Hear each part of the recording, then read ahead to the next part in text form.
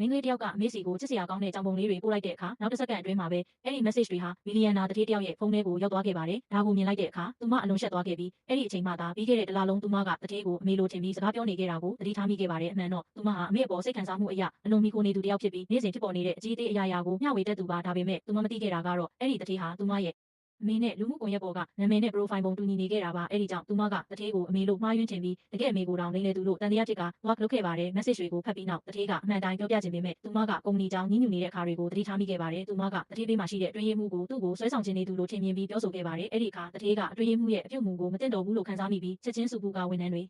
အဆင်ပြေစေရန်တင့်တော်တဲ့အဝတ်အစားဝတ်ဆင်ဖို့ညွှန်ကြားခဲ့ပါတယ်။နောက်တစ်ဖန်အတွင်းရေးမှုကိုကော်ဖီဝယ်ခိုင်းခဲ့ပေမဲ့သူမရုံးထွက်သွားတဲ့အခါမှာအလုပ်တစ်ခုကိုအလုပ်တင်ဖြစ်တဲ့သူမစီလွှဲပေးခဲ့ပါတယ်။အလုပ်တင်တယောက်ဖြစ်တဲ့အတွက်သူမမှာညှင်းပယ်ခွင့်မရှိဘဲလက်ခံခဲ့ရပါတယ်။ထို့နောက်အမေတင်ထားတဲ့သူစီကိုမကျေနပ်မှုတွေစက်တိုက် message ပို့ပြီးညှိညူခဲ့ပါတယ်။ message တွေရောက်သွားပြီးနောက်တထေးကချက်ချင်းထွက်သွားကအတွင်းရေးမှုကိုစူပူခဲ့တာကြောင့်နောက်ဆုံးမှာအတွင်းရေးမှုဟာဒေါသတကြီးနဲ့ကော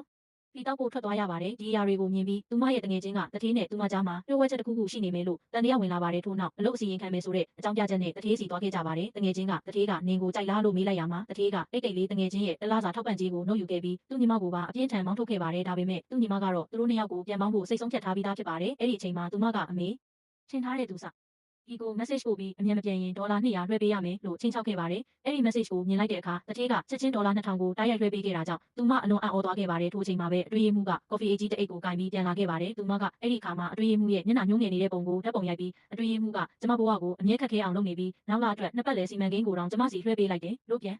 လည်းညှိညူခဲ့ပါတယ်အမှန်တရားကိုသိလိုက်တဲ့အခါတထေးကအလွန်ဒေါသထွက်ပြီးချက်ချင်းပဲအဲ့ဒီနှစ်ပတ်လည်စီမံကိန်းကိုသူမတာဝန်ယူမယ်လို့ကြေညာလိုက်ပါတယ်ဒါကြောင့်အတွင်းရေးမှုကမျက်နှာပြတ်သွားခဲ့ပါတယ်သူမရဲ့တငယ်ချင်းကတော့ဒီဖြစ်ပျက်တွေကြောင့်တထေးကသူမကိုစိတ်ဝင်စားနေတယ်လို့ယုံကြည်လာပါတယ်ဒါကြောင့်သူမကကြောက်လန့်တကြားနဲ့တငယ်ချင်းရဲ့ပါဇက်ကိုအမြန်ပိတ်လိုက်ပြီးဒါဟာတိုက်ဆိုင်မှုတစ်ခုသာဖြစ်တဲ့ငငယ်တုန်းကစီစဉ်ထားတဲ့လက်ထက်ကတိရှိပြီးသားပါလို့ရှင်းပြခဲ့ပါတယ်